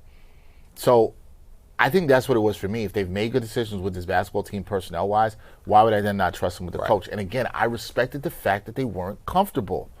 Yeah. I respected that. I said this when we live stream emergency. I said, I was stunned, but I liked that they weren't comfortable. And we have Ross in the city says here, he says, I remember after winning the cup, the Knicks lost 9. I think he's talking about the 2-9 stretch. Yep. And all my friends wanted the coach gone. I said to them, the coach isn't the problem. It's Brunson not getting Cat and OG the ball. And I always was like, the offense needed to be more egalitarian, not just heliocentric, in which it was for a long time. Again, I'm going to say players have agency, coaches have agency. You've got to credit Mike Brown for what he did. Mike Brown adjusted the defense this year. Yep. He adjusted the offense this year. He listened to his players. This is what that word collaborative, that was not said 14 times in that press conference by accident. Right. That was the Knicks when he came in and interviewed them, telling them this is what they wanted. Right. Mm-hmm. It's just like when you go to a job, you interview for a job, they'll be like, hey, this is what we want. This is what we want out the role. When they interview and ask you questions, they're asking you, what could you do in this situation? You don't think Leon Rose and company said to him, hey, what happens if you're down 2-1 in a series and the offense is stagnant? What are you going to do? Do you have an answer for that? Mike Brown, I'm assuming, gave them a pretty good answer in that interview. Yeah. They wanted to see somebody that did exactly what you said, EJ. Be more creative. Change it a little bit. Not to get locked into that. That's what they wanted. That's why they made the change. That doesn't mean Tibbs is a bad coach. No. It doesn't. All it means is he was a damn good coach. One of the best coaches in the franchise history. The numbers prove that. But they saw that there was we always talk about ceiling and floor. Mm-hmm. They saw what the ceiling and the floor was. And they said, this veteran group, they need diversity and collaboration. That's what can get them to play. That's the reason they're playing the way they are. Now, the players got to buy in. They got the agency. Because one thing to have the coach, they got to buy in. And I think that they have. And that's what we're saying that's why Knicks fans should enjoy this run. Yeah. That's why, y'all want to say F them picks? F the people who's talking about the path. Because it doesn't matter. What matters is the process and what they were able to execute here. That's what matters there, right? Like, that's what matters. And you can't say, no defense to the person that said before, dynastic run. You don't know if this is the beginning of the dynasty. East Blue Drew, I'm not getting with you and jumping out the window. Yeah. But you don't know if this is the beginning of the dynasty. You have no idea. Because what I was thinking about, because we were talking about earlier about, like, fan bases and teams, I was mentioning how, like, listen, like, we didn't think the Chiefs were anything until they became the Chiefs. Like, I was also thinking Boston Red Sox. Like, we were talking about, why isn't this same old Knicks? And it's like, at a certain point, the Red Sox stopped being same old Red Sox. They won in 2004. That's a great point. point. Then they became a great organization. Why? Because they had great leadership at the top with Theo Epstein, if you're a baseball fan. And the Knicks right now have great leadership at the top right now with Leon Rose for, hopefully he wants to continue to do this. And they're a team that right now has guys in the prime of their careers. Like, at the end of the day, this is the window. This is the opportunity for them. So it's just going to be a matter of, is this going to be one where they can cash this in and begin a process of being a championship caliber team? Or is this going to be kind of a one and done? We'll have to see. But they've kind of already established themselves as one of the better organizations in the league. It's some of the numbers I was seeing about, like, the amount of playoff wins they've had and comparing them in terms of the last, how many years, 4 or 5 years to other teams. All the other teams that are in their class have won championships. Like, so, like, I think in the Pacers, I think that's the only other team. Right. So, like, they're right where they're supposed to be given their experience. I agree. Again, which is why you gotta. It is crazy though. All of it's crazy. All of it's crazy because Knicks fans haven't seen it before, and Bryan's been harping on this drum, and I get it. I've never called anybody crazy for being surprised. I just think we're at this point where it's like, this is a new normal. Now, for some people, I won't say they're crazy either. It won't feel like the new normal until you do it. Great comp with the Red Sox. Not saying that the Knicks are the Red Sox because they just even felt more cursed than the Knicks, but I'm sure there are Red Sox fans who was like, man, I'm not believing shit Right. until I see this happen. Right? Like especially after how they lost the year before, just like the Knicks. They lost with Grady Little. But isn't that the beauty of sports, though? Right. Sometimes sometimes you have to have the Halliburton bounce to get the Shamet bounce. Sometimes you don't want that because you can't see it in that moment. Right. It's like when you're working for a goal, you can't see when you're working and you're grinding to get to your goal, you can't see when you're in the process of doing that pain. You're visualizing the mountaintop, but you can't really see it. But when you start getting close in your career, whatever you're doing, you're like, I see that. I could touch it. That's where the Knicks are right now. Yeah. They could see the tippy top of the mountain. They could touch it. And that's why they were able to win that game 1, right? And maybe they had to go through this stuff because it's crazy. 03, you got the Aaron Boone home run. Right. And 04, you have the greatest comeback in sports history, at least in baseball or North American sports history, and they do that. And it's like every Red Sox fan will tell you now. They wouldn't have told you this 2003, but now they'll be like, man, I'm glad we went through 2003 because it was beautiful in 2004, and then they won 4 championships since then? Yeah. I'm not saying that'll happen for the Knicks. I'm also not saying that will happen for the Knicks. Right, that will not right? Well, not. Because that what'll happen for fans is that will be part of the story. Yes. That'll be part of, and again, because you know what? Do you know what that is? That's part of the path. That last year's part of the path too. Yep. Firing Tibbs is part of the path. The Halliburton shot was painful. Yeah, this is a run. Like, if you look at every recent contender, every recent champion and team who even lost in the NBA Finals, like they've all had something in their path that they had to overcome in order to get there. Great point. So OKC, the year before they won the title, they were basically the Pistons this year, but they were really good during the regular season. They were the 1 seed, and then they lose because they can't hit a shot against the Dallas Mavericks in that second round. Yep. They go get Isaiah Hartenstein, they go get Alex Caruso, they figure it out. They're the best team in the NBA. They win the title.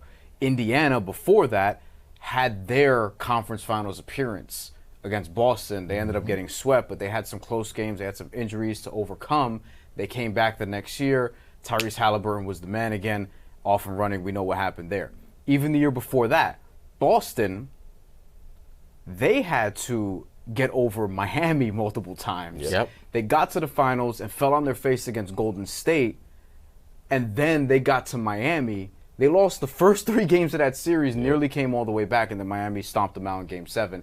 And then they came back and won a title. We were all laughing at Joe Mazzulla after they got their ass whooped, basically, for a good portion of that Heat series. And even though they came back and almost won, but they had part of that baked into their story, along with the coaching change, by the way. Yeah. Because Ime Udoka was wilding in the organization. And then you had to go to Joe Mazzulla there. And even Denver before that, they win a title. They had the injury to Jamal Murray. They had to get over that because they honestly could have had another title maybe before that, or at least a chance at a championship. They had a Jamal Murray torn ACL. They had to go and get Aaron Gordon. Great trade. You know what I mean? Like they got Bruce Brown. They did all these things. They had playoff heartbreak before that. And they even had playoff heartbreak in the bubble before that because they went to the conference finals, and then we saw what happened with the Lakers. Miami got to the finals as an 8 seed. And they had a 4-year run where they had more playoff wins than anybody in the NBA. But in order to get there, they had to overcome different things, like getting swept in 2021. They had a 1-seed season the next season, and they were the best team in the Eastern Conference who lost a home Game 7, overcame that against the same team they lost to, and then they beat Boston. They got to the finals. So every recent champion, whatever, what have you, Golden State before that won a title. We know what happened with Klay Thompson.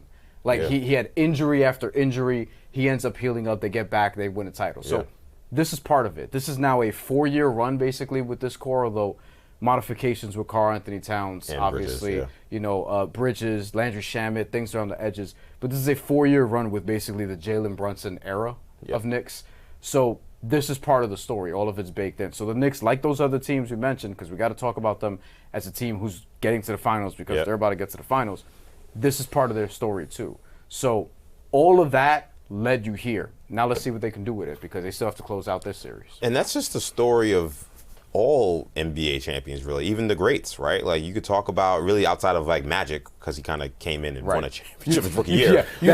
You tend to not show up and just get to the championship. He also played with another top 3 player of all time at the end of his career, but that helps. Right. But I mean, I think about the bad boy Pistons, like Isaiah Thomas throwing the ball away, and in a huge game against Boston, right? The Bulls, how many times they lose to Detroit. Like there's so many of these stories. The Knicks of the Knicks before they got to the finals in '94. The heartbreak of being up 2-0 in '93, and then the Charles Smith game, and all. And even the '99 team that got to the finals, 1997 happened before that, and that was part of the run too. Like every team has to. You don't just show up. I mean, shit. The fact that they're about to get to the finals with a coaching change in the first year of that coaching change is already beating the odds. Yep. Like, even though they had their expectations being like, we think this is a championship team, that's why we got Tibbs the fuck out of here, which is basically their first sentence of their press release. Almost word for word. Not almost word for word, but you know what I mean. Yeah, that'd been a wild press release. It doesn't feel past James Dolan, to be clear. Fair point. It does not feel past him. But basically, it's like you typically don't even see this the first year. Again, Joe Mazzulla, the first year he was a head coach, they were one of the best teams in the Eastern Conference and fell on their face in the Eastern Conference Finals against an 8 seed, a really good, like an overqualified 8 seed still. But they were down 3-0 in that series. Like Cleveland was now. Cleveland is now. So, yeah, I mean, this Knicks story is really fascinating also because, like, all of this translates to, hey, this is one of the most one of the most dominant runs we've seen in the playoffs lately, just in terms of point differential, the winning 10 straight games. Only 9 other teams did it before this. It doesn't automatically mean you're going to get to even the finals or win a championship, but still, like, this is, of my lifetime, easily the best Knicks team in the playoffs. It's not even easily. Yeah, it's not. As the elder statesman here, it's not even close. But this is why people should enjoy it. You guys brought up beautiful points. I'm so glad we talked about this. Like, beautiful points about the journey for other teams in the NBA. This is not exclusive to the Knicks. People shouldn't think that this happens to other teams. I know I'm not saying this with any judgment to fans. It's just I know a lot of fans lock in on their team and that's it. But as you watch the playoffs, you really think about NBA history. This is not uncommon. Now, this doesn't mean, again, like you said, Bryan, doesn't mean that the Knicks are going to win a championship. But this is part of the story. You have to. This is why we do what we do. Yeah. We love the stories. We love the journey. A phrase I like to always go to is, I believe in this, is like, all progress is beautiful. And it's like, but you got to be making the progress. And sometimes the ways to make the progress, I was saying before, is sometimes things that are painful. Sometimes got to subtract things. You sometimes got to get more disciplined on other things. You sometimes have to change bad habits, right? It's like if you want to change something with your health, and you're like, yo, I love eating this, but the doctor's like, yo, man, you can't eat that. It's not going to be good for you. Okay, you can keep doing it. And then you're going to get the results of what's going to happen, not the positive ones that you like. Still going to run to the bathroom at 3 a.m. So get the 0 sugar. But sometimes for people, I just want to bring this up, like health things, sometimes people have a awakening moment or something that can cause them to shift their behavior or their focus. Maybe for the Knicks, and you brought up Tibbs not being able to make adjustments, EJ, maybe for them that was after Game 3, the 2 one-point losses against Atlanta. That could have been their awakening moment of like, oh no, we got to get our shit together. Had to be, yeah. We have to get this done. We have the tools to get this done, but it's on us, again, players have agency, to get this done together. And they were able to do that. And I think that is going to be the thing that's going to be looked back on the series when we look back. Maybe we're sitting here on Monday talking about this, but right now, they're up 3-0. And I know we mentioned the Red Sox against a good team. Granted, look, a weak rest advantage, the context of it matters. If it was equal, I don't know if they'd be up 3-0, but it doesn't matter. Like, you have to take advantage of the spot you earned. And it goes back to what I was saying earlier. It's like everything they've gotten, even though it looks easy, they've earned it. And also to Mike Brown's point, because he's talked about like, hey, this isn't actually easy, it's hard. And I do think, look, it's hard to be this dialed in during a playoff run. It's hard to continue to do this day in and day out, to have everybody on the string, especially for this team. Especially for this team, as we saw all regular season. It's hard to do this, and it's hard to do this now that it matters more than any other time during the regular season. By the way, it's going to be even harder in the NBA Finals, regardless of who's out there, whether or not Jalen Williams is healthy, whether or not De'Aaron Fox is healthy, he's playing tomorrow, whether or not like both teams are going to be at full strength. It's going to be hard to do this because part of the greatness of each of those teams 60-plus win teams during the regular season, dominant regular season teams, is they're deep as hell. Yep. You know what I mean? Like, they have depth. They have defenders everywhere. They have two-way players everywhere. So in order to prepare for that, it's going to be hard too. But you're going to earn the rest. If you get this done on Monday, you're going to earn another 9-day break. You'll be rested. And, I mean, ideally, you would want to be healthy going into that because the longer a series can linger, you see what can happen. So I think tremendous run. I'm still, look, I told you I'm not going to be done processing this until well after. Like, regardless of whether or not they win the championship, I'm going to be here, Lord willing, in like September, October. I'm just going to be like, I don't know what just happened last season. Like, we're coming into preview this next season. I'm like, yo, like, what was that? What did I just watch? But you'll have time to process it. Maybe.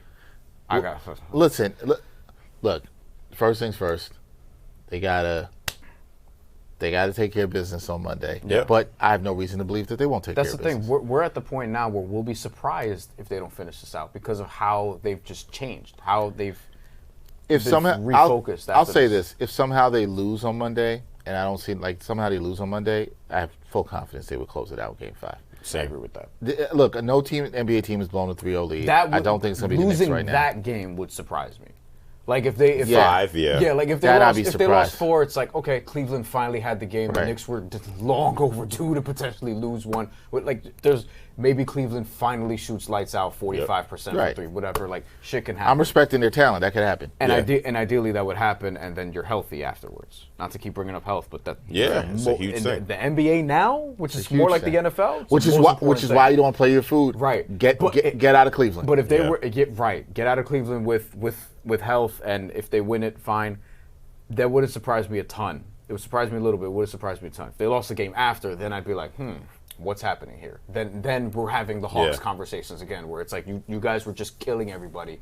Why are you not killing everybody anymore? Yeah, I almost feel like if somehow we're back in Cleveland for Game 6, I almost think that would be the first time the pressure of the moment maybe would be getting to the guys a little bit. Like I feel like that would have to be the only scenario where it's like the moment of they're one game away from getting to the NBA Finals, and this has been like the goal for this group since they were assembled.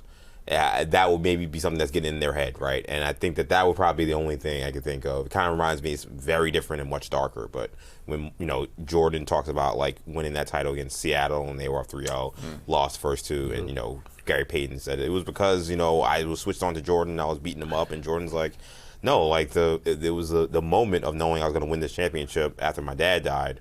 Like, it was heavy playing those games, and, like, it took a couple games to, like, get that out of my head. Now, obviously, the Knicks don't have any, as far as I know, any tragic things about, obviously, with their team, but I think that would be it. It would be, oh, crap, we're about to go to the NBA Finals. Like, right. That you can lose yourself in that moment. But in the way that they've played, the way that they're, just carrying themselves, I'd be surprised if that were to happen. I would, too. Me, too. I'm also, again, I'd be really surprised at them not getting out and shutting the door 5 or fewer on Monday. I picked them at 5, but I even think they understand everything. Like, you don't want to play around with this stuff. You don't want to, like Bryan said, injuries are huge. You don't want to tempt fate. The quicker you can get it done, you got to get it done. They did that against Philly. I think Cleveland's better than Philly, but it's not going to be as easy. Closeout games, they say, are the hardest to win. But you got to go get it done, and I think they'll get it done. And hopefully, we're talking about the Knicks Finals and a broom and sweeping that. It's crazy that we're out the top talking about this. And Brandon Kramer, our guy here, says the broom is out of the closet. Yeah, we got the broom out of the closet. Look, for those of you that don't believe, the broom is right here. There you go. The broom is right here. No, I'm not going to sweep, but the broom is here. Okay? So the broom is here. The Knicks will have to do the sweeping before I sweep. So that's going to be it. Any final thoughts, gentlemen, before we get up out of here? Listen, I think at this point, it's real to start talking about what does a matchup look like for whoever they face in the West. I think that no teams come back from down 0-3. Again, the Cavs don't seem like a this is our house kind of team. So now you have to.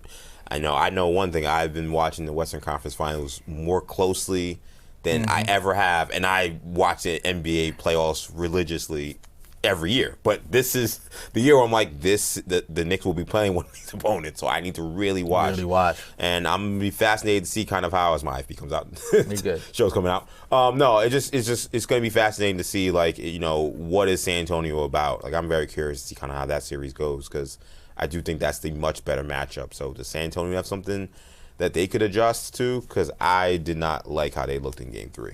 Yeah, I'll be locked into that game tomorrow for sure. I mean, I'm always locked into everything in the NBA, but I hear you. And at this time, obviously, for what we do and our show, it'd be good. But Bryan, I'll let you have your final thoughts, and I'll give mine. Knicks in 4.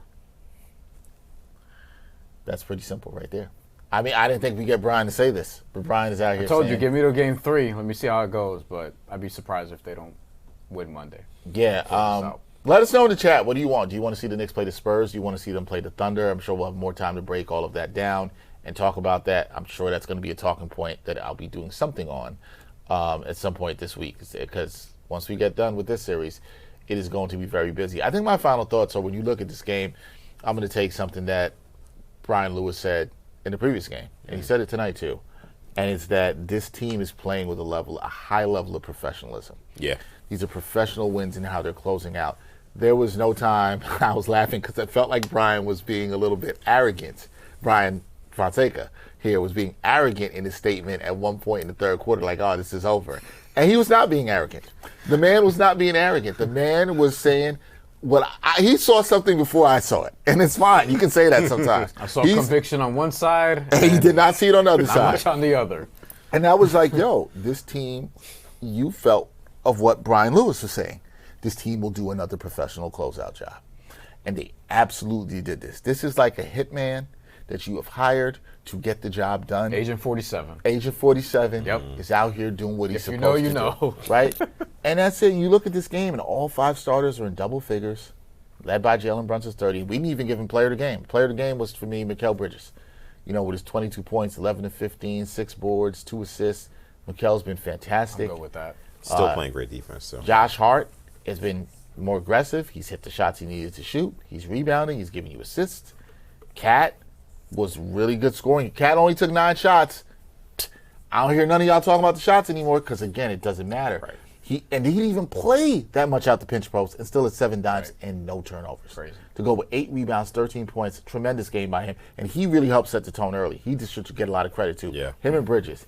And then OG. Especially. This is an encouraging game. OG's looking like he did back then. 21 points, 6 of 10, 3 or 4 from the line. Great defense, 7 rebounds, 4 assists. Everybody's cooking. Shamit, we didn't even talk about. Shamit Hive, 14 stand up. points off the bench. You still haven't had like 2 really good players have a good game off the bench for the Knicks in the series at the same time, in the same game. In this series? In this series at the same time. Like 2 bench players really have a good game. Because It's really always just been one. Much. Clarkson's been, Jose's been there. Yeah. And I still feel like that starting 5 has been great. Yeah. Something that people were worried about. And my final thoughts are really that this team has been professional in every way. The defense looks like it's on a string. The offense looks like they have answers for you in many different ways. They are not getting rattled. They are not getting bothered. They are setting the tone. They're playing with high level of leadership. How they came out today, a 9-1 start, that says it all to me. They look like the more desperate team, and they have a 2-0 lead on the road. That's a mindset. Yeah. That's mindset. Yeah. That's Both a mindset, ways. and that's the players. mindset for the Cavs too. Definitely. Yeah. And that's the players understanding this is our time, this is our moment, and because I believe in what I'm seeing right now, that's why I have confidence they will sweep on Monday. And I said, even if they don't sweep on Monday, do I have confidence they're going to? And they're not at home. It's going to be a garden party on Wednesday if that happens. So, look, Knicks fans, like I said, you got to enjoy the progress. You got to enjoy the ride, right? People saying they want the Spurs. I see Roston City says Knicks versus Spurs. That'll be a rematch in '99. Both will be tough. You better hope the Spurs win tomorrow, because I'm telling you what they're not going to do if they lose that game. Yeah, They ain't winning 3 or 4. The other reason you should be rooting for them to win tomorrow is if the Knicks close it out on Monday. Well, then you know that series is going at least another 2 games. Yeah. So that's something to root for. But look, I also wouldn't care. Like, just get to the finals, man. This is at this point. Survive in advance, get to the finals. I don't even disagree that the Spurs are a better matchup and all these different things, but like, You get to the finals, you get to the finals. And anything can happen. Yeah. You take it from there. And that's where we are. The Knicks, the New York Knicks, I haven't said this since 1999, are 1 win away from the NBA Finals. And in 1999, you weren't doing a show. No. 1999, I didn't dream I'd be doing the show, but we are doing the show. And they're 1 win away from the NBA Finals. And all the Knicks fans, no matter what you say, you were dreaming of this day. In September and October. You're dreaming this day since last year when they lost in the playoffs. You wanted to get back. You were 2 wins away last year. Now you're 1 with a commanding 3-0 lead. This is what you wanted. You have to enjoy these moments. That's it. That's it. I'm enjoying. And EJ, who had all the pressure in the world coming into this game today, EJ was like, I don't want to lose. I don't want to be person to end the streak. Well, that pressure is now going to go to our good friend Kavitha Davidson. Who will be here for Game 4. Who, by the way, when she did a watch along, it was the closeout game against the Pistons. Yes. It was. They were up so 3-2. We brought in another closer. There you go. They were up 3-2, and they ended up winning that on the road in a much more interesting and tighter series, if being honest. Note for the programming, Kavitha, who also worked with myself and EJ at WFAN as an update anchor, Kavitha was in the building for Game 1. So I feel like we're trying to bring some good luck here. Kavitha, you did not lose the streak. That pressure on Kavitha, she's probably not going to love it that the pressure's on her. Pressure's not really on her, though, for being honest. Players have agency. There we go. Not hosts. Yes, we just guests and hosts don't have it. We just talk about it.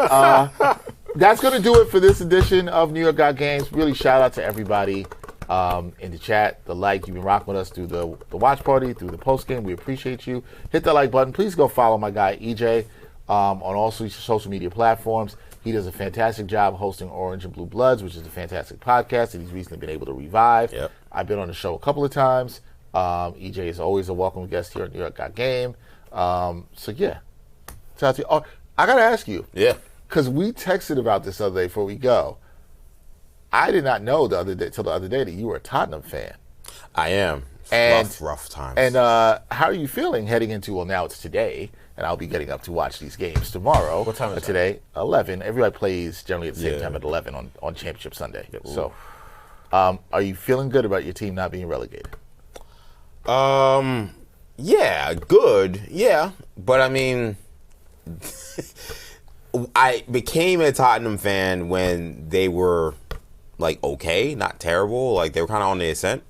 So the fact that we were talking about relegation for this long, not good, is like I'm like, man. But you know what? I gotta tell you guys this, and this, I always tell people this, and I don't know how you guys felt as sports fans, but I always say I can never have so much fan prosperity.